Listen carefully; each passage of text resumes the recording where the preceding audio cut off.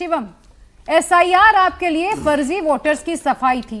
क्या ये सफाई इतनी ज्यादा इंटेंसिव हो गई कि आपने अपने ही वोटर्स की सफाई कर डाली? भाई समाजवादी पार्टी तो कह रही है जो वोट कटे हैं वो आपके कटे हैं। खुद मुख्यमंत्री योगी आदित्यनाथ भी यही बात कह रहे हैं कि हमारे वोट कटे हैं।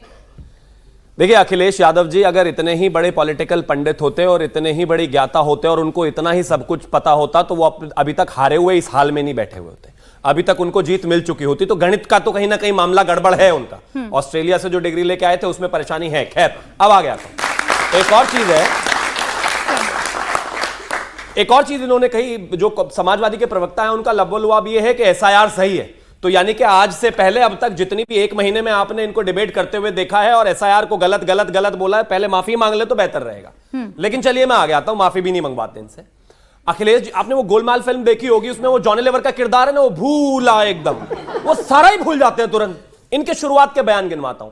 एसआईआर पिछड़ों के विरोधी है, एसआईआर दलित विरोधी है, एसआईआर से आरक्षण खत्म हो जाएगा, एसआईआर देश के लोगों का वोट काटने के लिए है, एसआईआर एनआरसी है। ये सब इनके बयान है।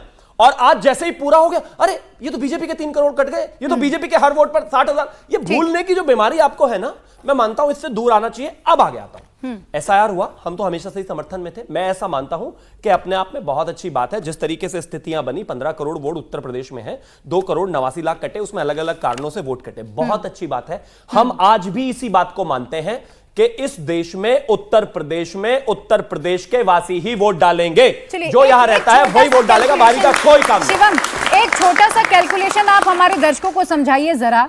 25 करोड़ की आबादी उत्तर प्रदेश के भीतर है। अब लगभग 65% यानी कि 16 करोड़ वोटर्स होना चाहिए। ये मैं योगी आदित्यनाथ का कैलकुलेशन ही समझा रही हूं।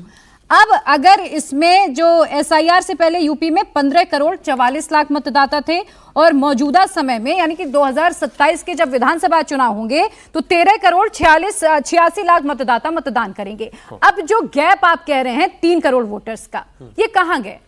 मैं मानता हूं कि ये पहली बात तो इन्होंने बताया है, खासतौर पर जो 2 करोड़ 89 लाख का मामला है, इसमें से मृतक मतदाता 45 लाख हैं, जो शिफ्ट हुए हैं वो 1 करोड़ 25 लाख हैं, जो डुप्लीकेट रजिस्ट्रेशन हैं वो 23 लाख हैं, अन्य कारणों से जो लोग अनमैप्ड हैं वो 84 लाख 50 हजार हैं, फॉर्म ना लौटाने वाले 9 लाख 40 हजार हैं। मैं मानता हूं कि जब फाइनल लिस्ट पर चीजें आएंगी, इस बात को भी एक एक चीज करके सिलसिलेवार तरीके से इलेक्शन कमीशन ट्रांसपेरेंसी के साथ जवाब देगा।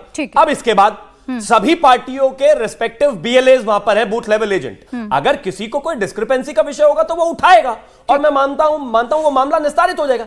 लेकिन बिना किसी बात के माहौल बनाना, बिना किसी बात के ये कहना कि एसआईआर खराब है, एसआईआर गलत है, एसआईआर वोट काट रहा है, हमारा नुकसान हो रहा है, हम पहले दिन से कह रहे हैं, जबरदस्ती माहौल बना रहे हैं। और मैं एक और चीज लिख के दे रहा हूं आपको, आप लिख कर ले लीजिए, 2027 में जब हारेंगे फिर यही कहेंगे कि हमारे वोट काट दिए थे एसआईआर में, इस वजह से हम हार गए। मोहम्मद आमीन साहब, आप जवाब दे दीजिए जरा।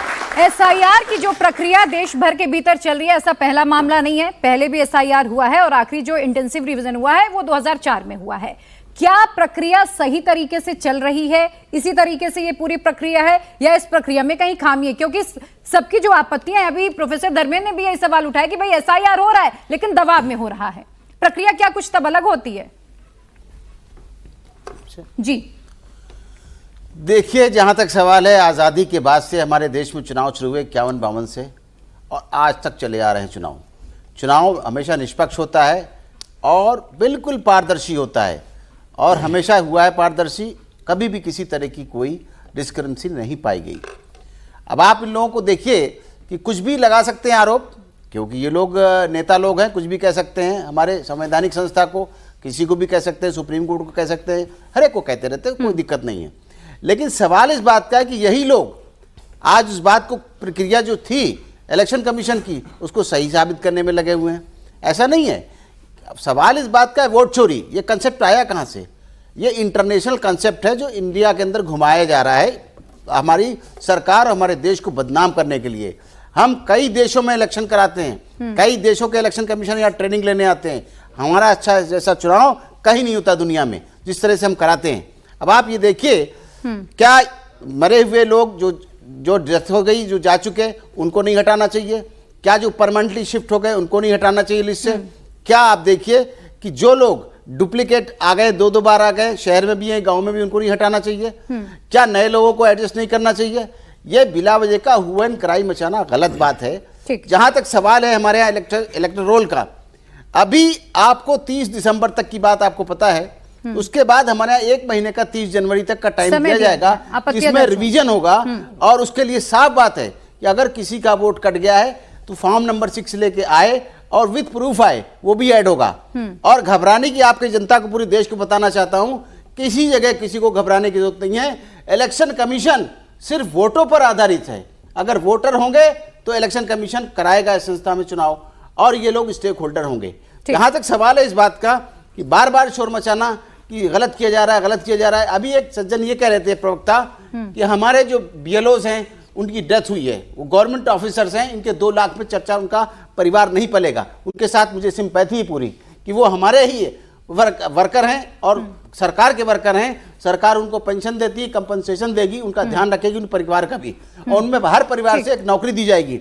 लेकिन बार बार इलेक्शन कमीशन को बदनाम करना ये उचित नहीं है, नहीं है। जहां तक सवाल है इस बात का, इस तरह की बातें बार बार करते हैं, वो गलत है।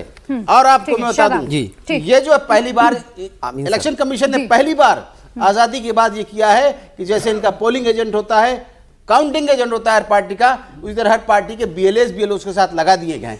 अभी कह ही नहीं सकते इस बात को कि इनका आदमी वहां नहीं था और बेईमानी हुई। ईआरओ को नोटिस देगा और ईआरओ से जवाब मांगेगा तो उनको ऐड करेगा।